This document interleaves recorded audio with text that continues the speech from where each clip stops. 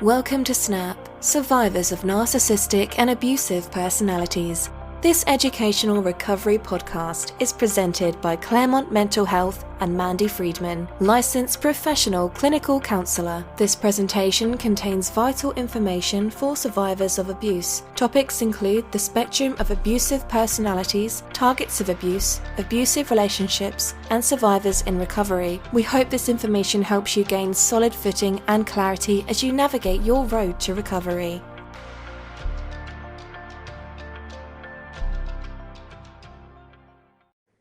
Good morning, everyone. It's 2021.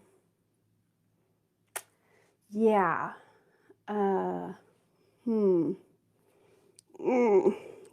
2021. Going really well so far, huh? Yeah, wow. 2020, not so great. 2021, I think we have some promise of better things happen, but it's a rough start.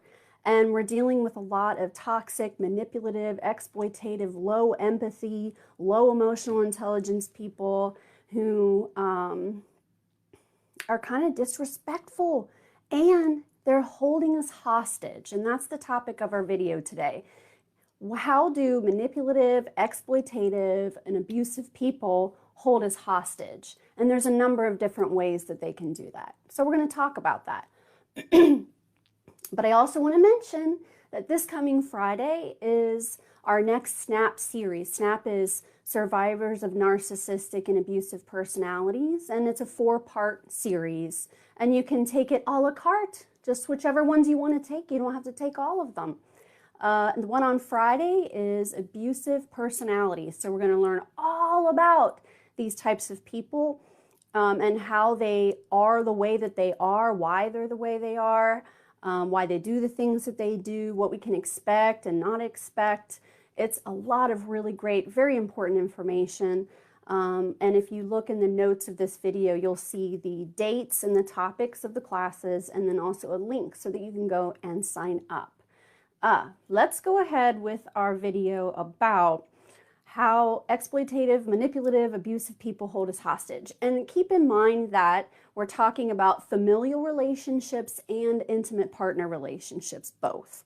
Okay, so many of us are here watching this video because we were raised in a household with abusive people, or we're still currently tangling with abusive people that are family members.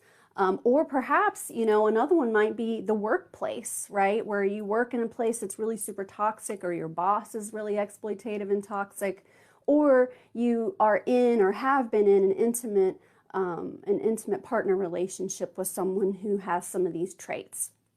So the various different ways that exploitative, manipulative, and abusive people can hold us hostage. Let's start with relationships. Okay, so let's say this is a familial relationship where you have a family member, let's just say it's your mom, who is abusive, exploitative, and manipulative. But guess what? Not everyone realizes that. It's very, very common for, especially with women, manipulative and abusive women. They're able to blend in a little bit better, and they're able to seem more like a victim or a martyr. All the things that they do for everyone and their grandchildren. And, I don't know why my daughter just doesn't speak to me, but I never get to see my grandkids. And they're, oh my God, that's terrible. Your daughter, she must be a really horrible person. And I do everything for them. And look, I have all these gifts here. I can't even give them their Christmas gifts because she won't speak to me. Okay, this is what we're talking about, right? Okay. So if we have a mother or a father, someone who is in good with the rest of the family, they are going to hold us hostage in terms of if we want to be friends with the rest of the family or still have relationships with the rest of the family, they kind of hold this conflict over us. In other words, if we were to really set the boundaries we want to set and communicate the things and say the things we really want to say, we put ourselves at risk of losing familial relationships because we know that they have aligned with the toxic person. And so it's a big risk, and it's really scary to put your foot down knowing that there's a potential for you to lose other relationships with people that you really love. Another one would be friends. If you have similar shared friends and you're not ready to say goodbye to those friends, they will, an abusive and exploitative manipulative person will continue to really foster and encourage those friendships, inviting them places and giving them nice gifts and, really trying to be their best version of themselves in front of these particular people. And this is their way of staking their claim and being manipulative, obviously, but it also holds you hostage because if these are people you really love and care about and you don't want to say goodbye to them as friends, you wind up having to bite your tongue, not say what you think, not share your actual experiences. You can't be genuine and authentic, right? And some of us aren't at a point where we're ready to say goodbye to these people. Eventually we do get ready to say goodbye and we do it, and it's kind of a relief, but it's very sad and we grieve them, right? But the exploitative manipulative person will be sure to maneuver in a way that they drive a wedge in some way, shape, or form between us and the people that we love and care about. And this could be our own children as well. If you share children with someone who's very manipulative and really good at convincing people of things and the kids adore them and think they're amazing, you got to be careful, right? Because they could say something to the kids, in which they most likely already are. But then it puts you in a position of if you defend yourself, you look guilty. They're very crafty in that way, that when you start to say, whoa, whoa, whoa, that's not true. So they might tell the kids that you had an affair when actually they're the ones that had an affair. So then you want to correct that, right? Well, it's not really appropriate to talk to kids about those things. Even though they go ahead and talk to kids and tell kids inappropriate things, we don't want to do that. So we'll be at a disadvantage because we won't approach the subject because it's not appropriate for children. But on the other end, they're hearing all kinds of garbage that isn't even true. So this is another way that they hold us hostage, is by having the ear and the mind and the heart of others that we really love and care about. Another one that I've seen that's come up is church. So if you went to the same church and you love that church and you love the people in the church and it's your home, that's where you feel at home, man, they can really set some landmines there as well, because that might also be where you think you could go for help. And more often than not, they've gone ahead and sort of laid traps for you, dropping little seeds with people. Oh, she has medication that she has to take. I know, I don't tell people, but you understand, you know what I'm going through. I work really hard to be patient with her, but she doesn't take her medication, and then she just gets really angry and starts making up wild stories. I don't know what to do. So this is what they're saying to people. So then when the person actually does something to you, and you go to these people who are like, this thing happened, and then they did this and this, and the person's already going, oh, they're off their medication. I remember I heard that this could happen. And so they're not going to be hearing you, and they're not going to be believing your story. So they will get in the way of our relationships. And until we're ready to say goodbye to those relationships, we are stuck. And then, of course, if it's a relationship with someone we're not going to be, we're not going to be discontinuing, like our children, right? You're not going to not be their mother, right? You're going to continue to want to be the best mother you can be, or the best father you can be. It just puts you in a real sticky place. Okay, another way that they can hold us hostage is with legal actions and with legal proceedings, especially if you're going through a divorce and you're having custody issues too. I worked with a woman who, she had been through so much. And part of the reason why she wasn't able to move on in life, and that she was still continuing to have to scrimp and scrounge, is because part of the divorce proceeding required him to sell the house. And then once the house was sold, then she would receive money and then she would be able to afford her own place, an apartment, instead of having to live in other people's houses or in facilities that allow you to live there when you don't have a home.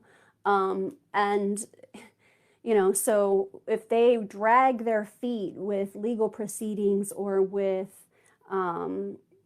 court mandates, they will always ride the line, like they won't go so far as to be blatant and overt.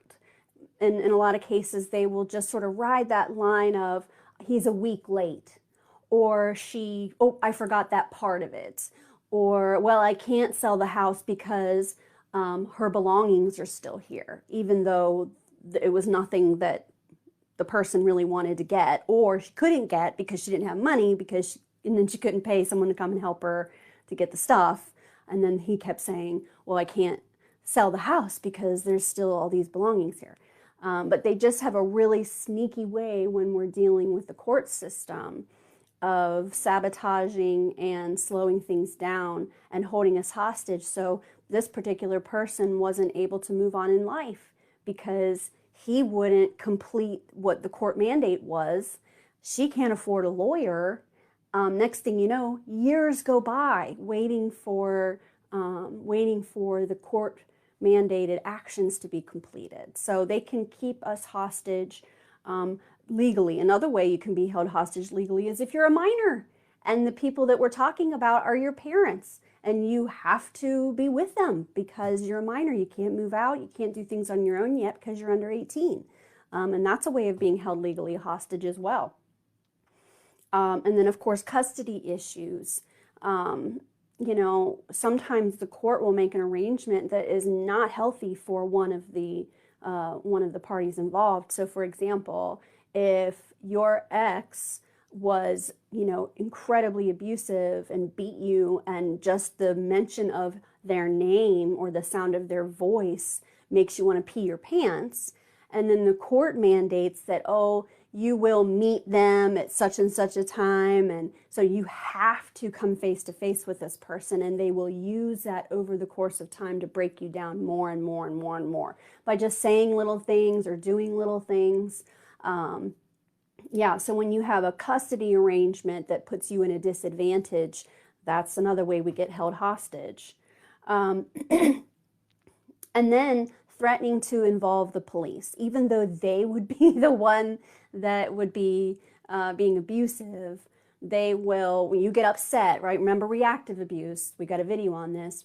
They get you in a state, they put you there emotionally, psychologically. Now you're reacting, and then you're going to get punished for your reaction. They're going to, well, I'm going to call the police. You're being abusive.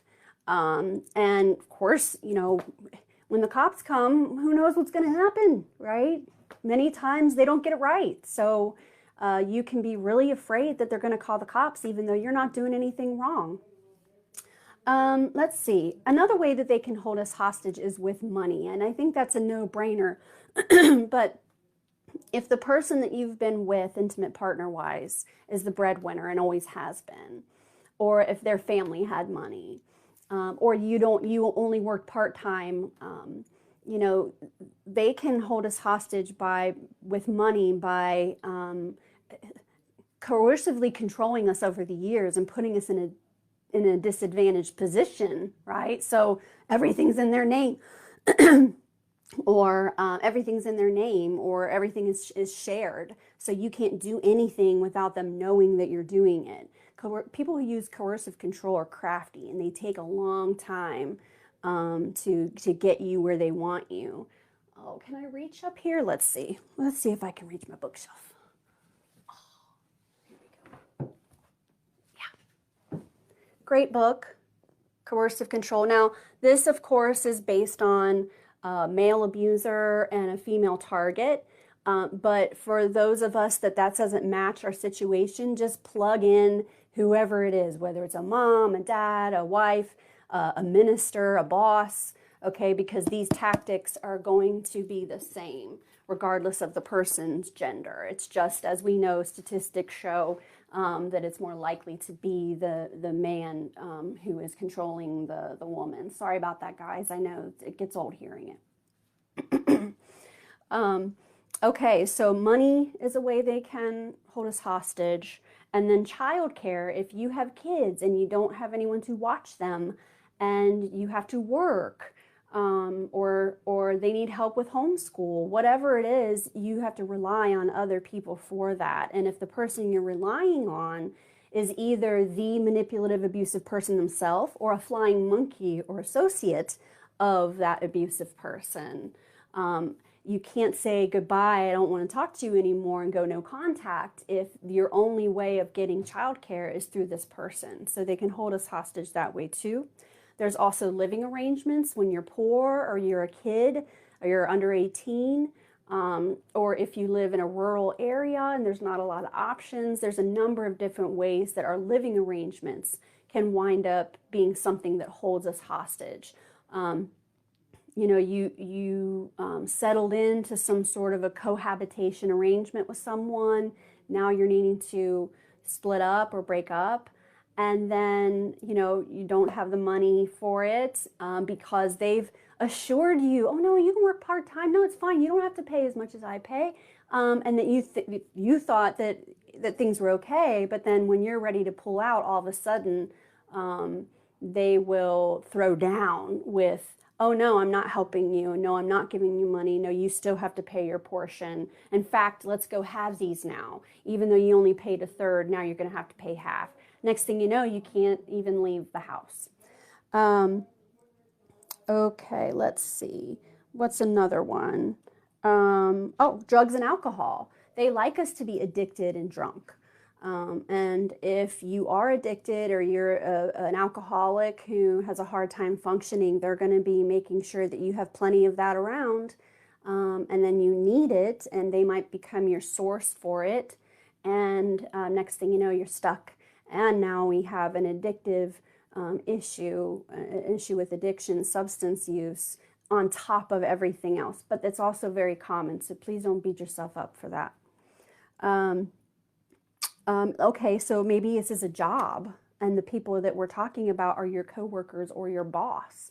People who have exploitative, manipulative, and abusive personalities often wind up in places of power.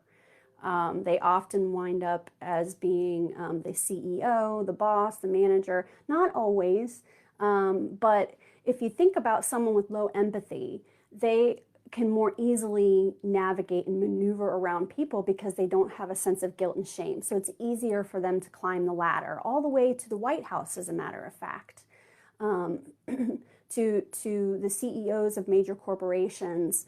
For example, can you imagine you being the CEO and the head of, say, an oil company that somehow through your own negligence or someone's negligence spilled major amount of oil into the ocean and killed a bunch of animals and wildlife? Would you be able to sleep at night? Would you be able to live with yourself? Not only do they sleep just fine and live perfectly fine and are very well off, they'll blame it on other people, lie, act like it didn't happen, minimize, act like it wasn't that big of a deal. So you see what I mean? The farther up you go, the harder it is to maintain an empathic soul. But there are those that do it, and we have to support them and stand behind them, because it's much harder to be empathic and to rise to power than if you are a low empathy individual. And again, we're seeing a lot of this in the country today. And lastly, one other way that they keep us hostage is through smear campaigns. And I mentioned that, like with my church example, that, you know, they are really crafty at divide and conquer smear campaigns, where they go around to your support system and they very craftily plant little seeds. And then eventually what happens is we turn around and we feel like we don't have anyone, and then we become more dependent upon the abusive person because these other people now aren't as supportive. Anyhow, so that's our video on how they can hold us hostage emotionally, psychologically, physically, monetarily, through finances, and through relationships. Now, let's say you're being held hostage. What are you going to do about it? Well, first, you need to take the SNAP classes. And the first one of the series is this coming Friday. Look at the link in the notes to this video. Go ahead and sign up, and we'll get you started with how to fix the situation, how to approach it, how to address it, and most importantly, how to heal from it and move forward in your life free from abuse. Okay? And I hope you all have a really great day today. Hang in there. 2021 will get better eventually, I promise. All right? We'll talk to you later. Have a good day. Bye. Okay, I'm going to make it stop. End video. There we go. If you like this podcast, subscribe and leave us a review. Find Mandy Friedman, LPCC, CCDVC on YouTube and Facebook. Join the SNAP Survivors of Narcissistic and Abusive Personalities Facebook group and follow us on Instagram @theofficialsnap. Thanks for listening.